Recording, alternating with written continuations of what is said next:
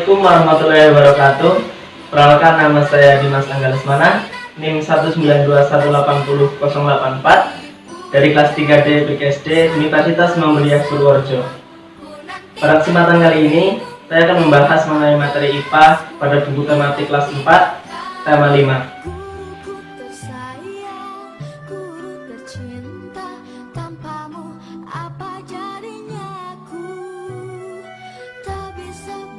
Tulis mengerti banyak hal, guruku terima kasihku.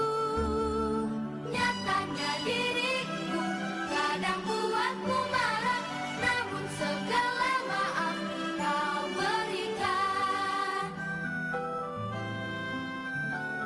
Kali ini saya akan membahas mengenai materi sifat-sifat cahaya. Ya, di sini saya sudah membawa alat-alat untuk membuktikan bahwa cahaya mempunyai sifat-sifat tertentu. Ini ada senter. Selamat pagi semua, ku nantikan dirimu di depan kelasku. Kemudian ada spion motor. Guruku tersayang, guruku cinta, tanpamu apa jadinya aku. Tak bisa baca tulis mengerti. Kemudian ada gelas bening. Terima kasihku. Nyatanya diriku kadang buatmu marah, namun segala maaf kau berikan. Kemudian ada gelas bening yang sudah diisi air. Di sini sudah ada pulpen di dalamnya. Tanpamu apa jadinya aku. Tak bisa baca tulis mengerti banyak hal, guruku. Dan yang terakhir adalah papan percobaan untuk membuktikan bahwa cahaya bergerak lurus. Cinta, tanpamu apa jadinya aku. Tak bisa baca tulis mengerti banyak hal, guruku terima kasihku.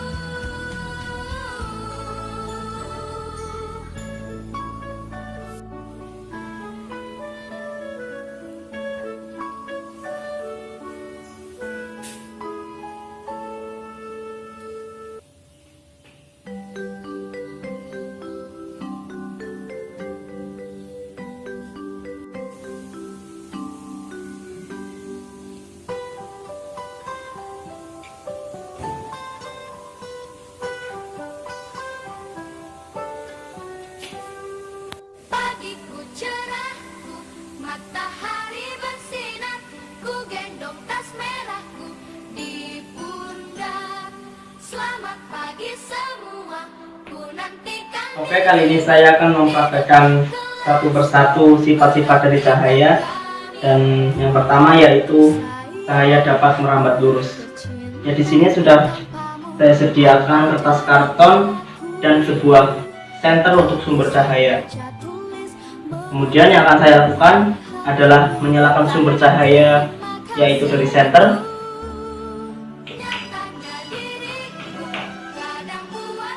Kemudian sumber cahaya tersebut diarahkan ke lubang karton yang sudah disediakan. Dan jika sumber cahaya sampai pada karton terakhir dan melewati lubang-lubang karton sebelumnya, hal itu dapat dikatakan bahwa cahaya dapat merambat lurus. Dan kemudian apabila salah satu karton digeser kemudian menutupi sumber cahaya tersebut, dan kemudian sumber cahaya tersebut tidak dapat sampai di akhir, maka hal itu tidak dapat dikatakan bahwa sumber cahaya tidak merambat lurus. Sifat selanjutnya yaitu cahaya dapat menembus benda bening. Di sini saya akan mempraktekkan menggunakan sebuah gelas bening dan sebuah sumber cahaya yaitu dari senter. Dan di sini saya membawa kertas kardus untuk membuktikan bahwa cahaya benar-benar sampai atau menembus pada benda bening. Yang akan saya lakukan adalah menyalakan sumber cahaya dari senter, dan kemudian saya arahkan ke gelas bening. Dan apabila Apabila cahaya sampai ke karton atau kardus yang sudah disediakan di belakangnya, maka hal itu dapat dikatakan cahaya dapat menembus benda bening. Sifat cahaya yang ketiga yaitu cahaya dapat dipantulkan. Di sini saya menggunakan media pion motor atau cermin yang digunakan untuk memantulkan cahaya. Kemudian seperti biasa menggunakan sumber cahaya yaitu dengan menggunakan senter dan kertas karton atau kardus untuk membuktikan bahwa cahaya tersebut memantul dari cermin. Ya, kali ini saya akan menyalakan sumber cahaya dan kemudian cermin dihadapkan ke sumber cahaya dan diarahkan menuju karton. Kemudian apabila cahaya tersebut ada pada karton dan memantul dari cermin, maka hal tersebut dapat dikatakan bahwa cahaya dapat dipantulkan. Kemudian sifat yang terakhir yaitu sifat cahaya dapat dipantulkan. Saya menggunakan media gelas bening yang diisi sebuah air dan diisi kembali menggunakan ballpoint. Dan di sini sudah terlihat bahwa ballpoint seolah-olah patah jika dimasukkan dalam air bening tersebut. Hal ini membuktikan bahwa cahaya dapat dibiaskan. Ya, itulah tadi beberapa percobaan untuk membuktikan dari sifat-sifat cahaya.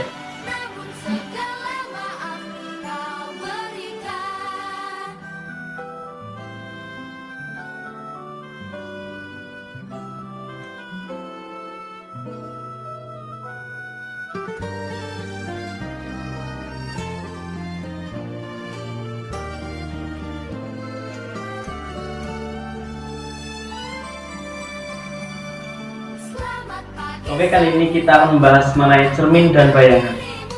Di sini kita akan membahas mengenai cermin terlebih dahulu. Cermin dibedakan menjadi 3 jenis, yaitu cermin datar. Di sini saya menggunakan cermin biasa sebagai media cermin datar. Kemudian cermin cekung, saya menggunakan media sendok, di mana cekungan dalam sendok itu bisa mempraktekkan sebagai cermin cekung. Kemudian cermin cembung. Cermin cembung saya menggunakan kaca spion sebagai cermin cembungnya. Oke, kita akan bahas satu persatu mengenai jenis-jenis cermin tersebut. Yang pertama adalah cermin datar. Kita akan membahas mengenai cermin datar. Di sini saya sudah mempersiapkan sebuah cermin datar. Bisa dilihat sendiri, cermin datar memiliki permukaan yang rata. Kemudian sifat dari cermin datar yaitu bersifat maya, kemudian tegak, dan mempunyai besar yang sama.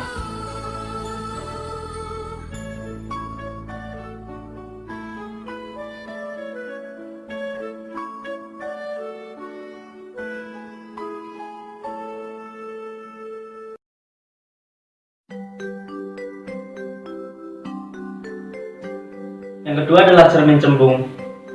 Oke, kali ini kita akan membahas mengenai cermin cembung. Di sini saya sudah membawa atau akan memperagakan menggunakan media kaca spion.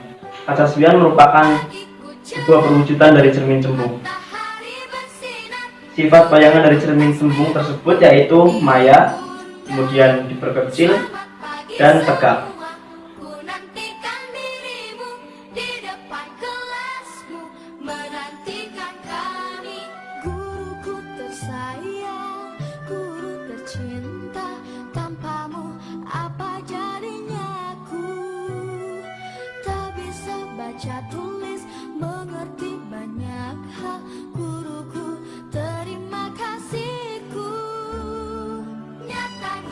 Baik, kali ini kita akan membahas mengenai sinar istimewa yang terdapat pada cermin cembung. Langsung saja, yang pertama yaitu setiap sinar yang datang sejajar dengan sumbu utama akan dipantulkan seolah-olah berasal dari titik fokus di belakang lensa.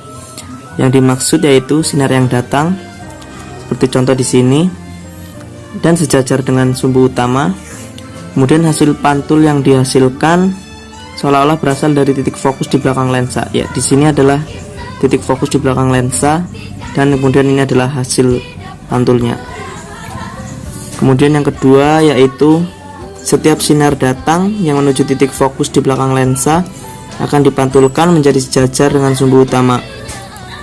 Yang dimaksud yaitu setiap sinar yang datang di sini misalnya ini, kemudian cahaya yang datang di belakang lensa, di sini adalah sumbu utama, di sini sumbu utama, kemudian sinar datang ke sini, hasil pantulan tersebut kemudian seolah-olah menjadi sejajar dengan sumbu utama. Kemudian yang ketiga yaitu setiap sinar datang yang menuju titik pusat cermin atau R, ya di sini adalah titik pusat cermin, akan dipantulkan kembali dari R yang merupakan jari-jari kelengkungan cermin. Ya, yang dimaksud yaitu setiap sinar yang datang dari sini kemudian dipantulkan akan kembali seperti sumber sinar datangnya. Yang ketiga adalah cermin cekung. Di sini kita akan membahas mengenai cermin cekung. Oke, kali ini saya menggunakan media sendok sebagai perantara atau perumpamaan sebagai cermin cekung. Karena sendok mempunyai sebuah lengkungan keluar dan sama seperti cermin cekung. Oke, cermin cekung sendiri mempunyai sifat nyata, terbalik, tegak, dan diperkecil apabila sebuah objek tersebut di antara titik fokus pada cermin tersebut. Kemudian sifat bayangan dari cermin cekung tersebut bersifat nyata, kemudian terbalik dan tegak, kemudian diperkecil apabila letak objek tersebut lebih besar daripada titik fokus pada cermin tersebut.